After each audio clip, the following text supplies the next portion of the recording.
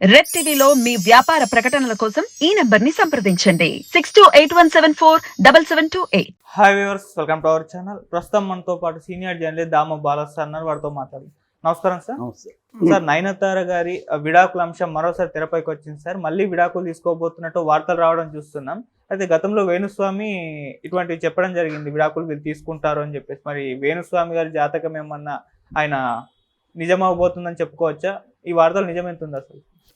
ఇప్పుడు నేను కూర్చొని 10 మంది కాబోయే పెళ్ళిళ్ళంతా కూడా విడాకులు అవుతాయి అని చెప్పుకుంటూ వచ్చాను అనుకో, అందులో ఏదో ఒకటి అవుతుంది. ఎందుకంటే సెలబ్రిటీలు అన్నాక ఎక్కువ విడాకులు అయ్యే ఛాన్సులు ఎక్కువ ఉన్నాయి. దేశంలో విడాకుల పర్సెంట్ ఇప్పటికి కూడా 1%కి మించి లేదు ఇండియా వైజ్గా తీసుకుంటే. బట్ అర్బన్ సెంటర్స్లో, సిటీస్లో, తర్వాత కొన్ని రకాల సెక్షన్స్ ఆఫ్ పీపుల్లో విడాకుల రేట్ అనేది పెరుగుతుందన్నమాట. సో అందువల్ల జనరల్గా 10 చెప్పినప్పుడు ఒకటి జరగచ్చు. అంత మాత్రాన్ని వేణుస్వామి జోస్యం నిజమైందని చెప్పలేము. జోస్యం అంటేనే జనరల్గా 10 విషయాలని వాళ్ళు గెస్ చేసి చెప్తారు. అందులో జరిగిన దాన్ని అందరూ చర్చిస్తారు, జరగని దాన్ని ఎవరు పట్టించుకోరు. ఆయన కేసీఆర్ గెలుస్తాడన్నాడు, కేసీఆర్ గెలవలేదు మరి. సో వేణుస్వామి నిజమైందా అని అంటే ఏం చెప్తాం? సో అది బేసిక్గా. పైగా ఏంది, వాళ్ళు ఏదన్నా దాన్ని పరిహారం చేసుకుంటే మళ్ళీ విడిపోరని కూడా ఆయనే చెప్పాడు. ఈయన ఏం చెప్పాడంటే, ఈమెకు పెళ్ళి యోగం లేదు తన జీవితంలో, ఎవరితోనైనా పెళ్ళి అయితే మాత్రం సమస్యలు తప్పవు ఈమె జాతకం ప్రకారం అని చెప్పాడు. పెళ్ళి అయితే సమస్యలు లేని వాళ్ళు ఎవరు విడిపోతారని ఆయన చెప్పలే, సమస్యలు వస్తాయని చెప్పాడు. సమస్యలు పెళ్ళైనా కాకపోయినా వస్తాయి, మనుషులకి సమస్యలు రాకుండా ఎవరికి వస్తాయి? కాబట్టి ఇది వీళ్ళు ఏంటంటే వేగిగా చెప్పడం, జరిగితే నేను చెప్పాను కదా అని చెప్పడం ఇది. కాబట్టి వేణుస్వామిది పక్కన పెడితే అసలు నిజంగా విడాకులు తీసుకున్నారా లేదా అనేది కూడా నిర్ధారణ కాల. దీనికి 2 కారణాలు ఉన్నాయి అసలు ఈ న్యూస్ రావడానికి. నయనతార ఏం చేసిందంటే, ఇన్స్టాలో విఘ్నేష్ శివాన్ని అన్ఫాలో చేసింది. రెండవది ఒక పోస్ట్ పెట్టింది. ఆ పోస్ట్లో నయనతార పిల్లలిద్దరూ, విఘ్నేష్ శివన్, తను, ఈ నలుగురు ఉన్న ఫోటో పెట్టి ఎప్పటికీ ఆమె చెబుతుంది ఇది నాకు దక్కిన వరం అన్నట్టుగా ఆమె రాసింది. కన్నీళ్లతో అయినా కూడా చెప్తుంది అని, with tears in her eyes also అన్నట్టుగా ఒక పోస్ట్ పెట్టింది. సో దాన్ని చూసి ఏమనుకున్నారంటే, ఇంత ఎమోషనల్గా ఎందుకు పెట్టింది? ఇప్పుడు హ్యాపీగా కూడా ఇదే పోస్ట్ పెట్టచ్చు. అంటే ఈ నలుగురు ఉన్న పిక్చర్ అనేది గొప్ప, తన జీవితంలో జరిగిన గొప్ప విషయం, కన్నీళ్లతో కూడా ఇదే చెప్తుంది. అంటే బాధలో ఉన్నా కూడా ఇది గొప్ప విషయం అనేది చెప్తుంది అనేది పెట్టారు. దీన్ని ఈ 2 విషయాల్ని కలిపేసి మీడియా ఏం చేసిందంటే, వీళ్ళు విడిపోతున్నారని చెప్పేసింది. దీనికి మళ్ళీ మీడియాలో చెప్పడానికి కూడా ఒక నేపథ్యం ఉంది. ఆ నేపథ్యం ఏంటంటే, ఈ మధ్య సెలబ్రిటీ జంటలు విడిపోతున్నప్పుడు ఒక ప్యాటర్న్ ఫాలో అవుతున్నారు. వాళ్ళు ఒకేసారి అనౌన్స్ చేయట్లే, వాళ్ళు కూడా అంతంత కొద్ది ఇన్ఫర్మేషన్ ఇస్తూ ఒక రకంగా రెచ్చగొట్టి జనాల్ని మెల్లమెల్లగా ప్రిపేర్ చేస్తారనమాట. సో ముందు అన్ఫాలో అవుతారు, తర్వాత ఫోటోలు తీసేస్తారు, తర్వాత నర్మగర్భంగా కొటేషన్లు పెడతారు. ఇవన్నీ మెల్లమెల్లగా చేసి తర్వాత ఎప్పుడో అనౌన్స్ చేస్తారు. ఇది ప్రాసెస్ అనమాట చాలా. ఇప్పుడు మనం నాగ చైతన్య, సమంత చూసాము, తర్వాత చిరంజీవి చిన్న కూతుర్ది చూసాము, నిహారిక చూసాము. వీళ్ళందరూ కూడా ఇదే ప్యాటర్న్ ఫాలో అవుతుంటారు.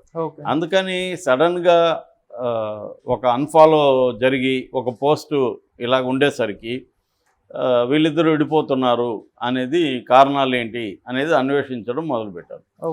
కానీ తర్వాత ఆమె ఫాలో చేసింది మళ్ళీ. మేబీ అది టెక్నికల్గా వచ్చి ఉండొచ్చా తెలియదు.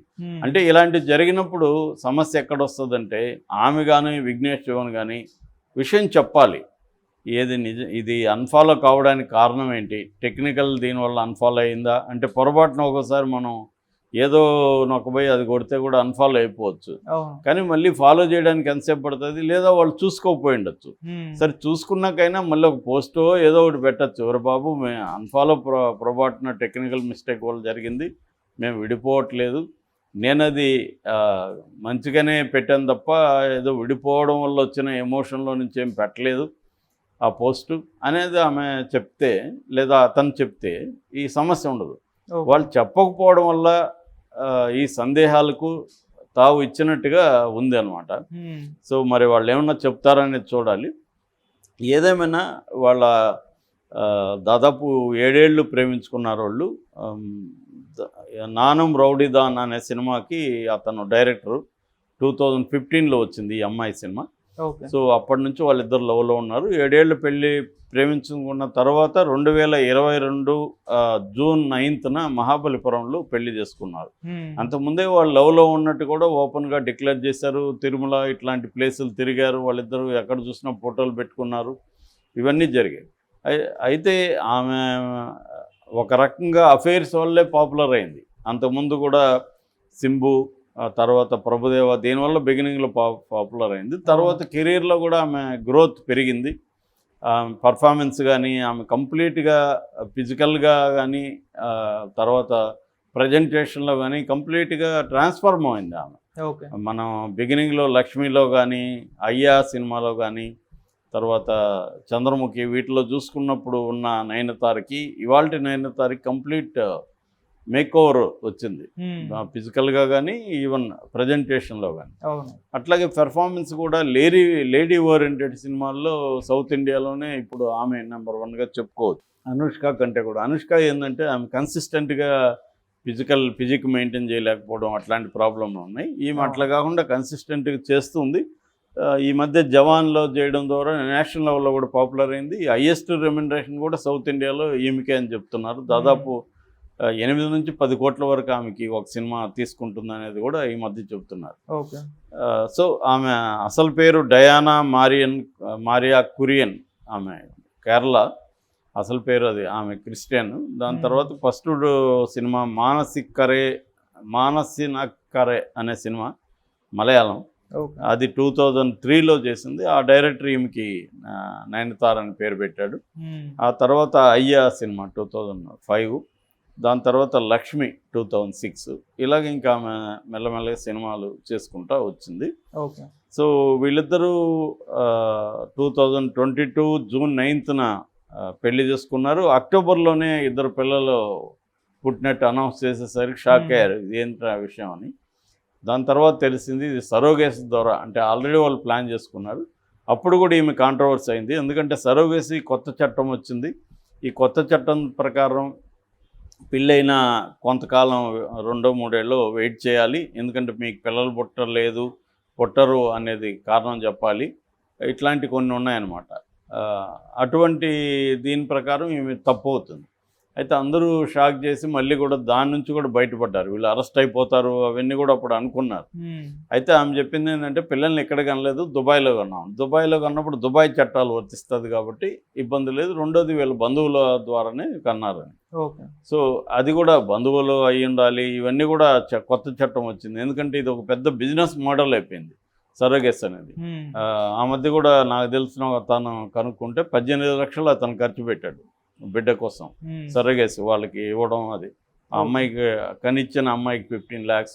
సరోగేసి అంటే ఐడియా ఉందా? సరోగేసి అంటే అద్దె గర్భం అంటున్నాను అన్నమాట. అంటే ఈమె బదులు ఇంకొకరు గర్భం దాల్చి మనకు బిడ్డలు కనిస్తారు. ఇప్పుడు ఇట్లాంటి దీంట్లో ఏంటంటే సరోగేసి వల్ల అడ్వాంటేజ్ ఏంటంటే కొంత జెనెటిక్స్ ట్వీక్ చేయొచ్చు, అంటే కస్టమైజ్ చేయొచ్చు. మంచి నాలెడ్జబుల్గా ఉండడం. రెండోది కవలలు కావాలంటే కవలను పుట్టించుకోవడం, ఇటువంటివి చేయగలుగుతున్నారు. అందువల్ల చాలామంది సరోగేసికి వెళ్తున్నారు. రెండోది సినిమా ఫీల్డ్లో లేకపోతే మోడల్ రంగంలో వీళ్ళు ఉన్నవాళ్ళు ఏంటంటే తమ ఫిజిక్ పాడవుతుంది బిడ్డని కంటే, కాబట్టి కెరీర్ ఇబ్బంది అవుతుంది. అందుకని ఈ మెథడ్లో కనుక్కుంటూ ఉండడం కూడా పెరుగుతుంది. సో 15 lakhs నుంచి 50 lakhs వరకు ఇవాళ సరోగేసి మదర్స్కి పేమెంట్ ఉంది. అందువల్ల చాలామంది ఏంటంటే ఒక 9 నెలలే కదా కానీ ఇచ్చేస్తే మనకి 15 లక్షలు 20 లక్షలు డబ్బులు వస్తాయి కదా, మనం దాంతో ఏదైనా వ్యాపారం ఇంకోటి చేసుకోవచ్చు అని చెప్పి చాలామంది అమ్మాయిలు సరోగేసి మదర్స్గా ఉంటున్నారు. సో అలాగా వీళ్ళు సరోగేసి 2 పిల్లలు, మగ పిల్లలు. ఇద్దరికి కూడా పేర్లు కూడా ఇంట్రెస్టింగ్ పేర్లు. ఉయిర్ రుద్రోనీల్ N7 ఒక అబ్బాయి పేరు. ఉయిర్ అంటే ప్రాణం, రుద్రో తెలుసు మనకి రుద్రుడు, నీల్ అని కూడా పెట్టారు. ఉయిర్ రుద్రోనీల్ N7 N7 అంటే ఎన్ అంటే నయనతార, శివన్ అంటే విఘ్నేష్ శివన్. ఓకే. మామూలుగా తమిళ సంప్రదాయం ప్రకారం తండ్రి పేరు ఇంటి పేరుగా ఉంటుంది మామూలుగా. వీళ్ళు చివరిలో అమ్మ నాన్న పేరు చేర్చారు. అట్లాగే ఉలగ్ దైవిక్ N7 ఇంకొక పేరు. ఉయిర్ అండ్ ఉలగ్ సింపుల్గా. ఉయిర్ అంటే ప్రాణం, ఉలగ్ అంటే లోకం. సో అలాగా వీళ్ళు పెట్టుకున్నారు. సో ఈ అమ్మాయి ఈ మధ్య అన్నపూర్ణి అనే సినిమాలో కూడా ఒక కాంట్రవర్సీ అయింది.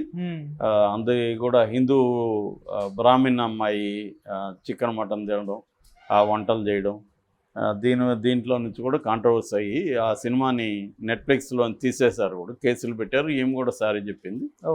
ఏదేమైనా వీళ్ళు విడిపోయినారనేది కన్ఫర్మేషన్ అయితే లేదు.